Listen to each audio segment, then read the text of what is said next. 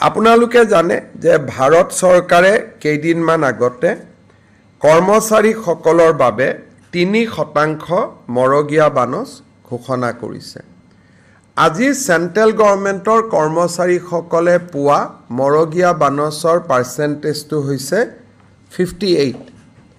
কিন্তু অসম চৰকাৰৰ কৰ্মচাৰীসকলে এই মুহূৰ্তলৈকে মৰগীয়া বানচ পাই আছে 55%। ৰাজ্য চৰকাৰে ডিএ আৰু ডিআৰ পেঞ্চনাৰসকলৰ বাবে আৰু চাকৰিয়াৰসকলৰ বাবে মৰগীয়া বানচ আজি 55%ৰ পৰা 58%লৈকে বৃদ্ধি কৰে।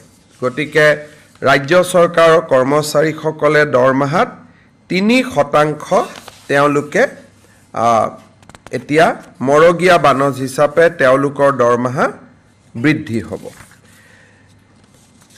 আজিৰ কেবিনেটত আমাৰ নিযুত মইনা আঁচনিখন ৰূপায়ণৰ বাবে 125 কোটি টকাৰ এটা অনুমোদন ৰাজ্যৰ উচ্চতৰ শিক্ষা বিভাগক দিয়া হয়।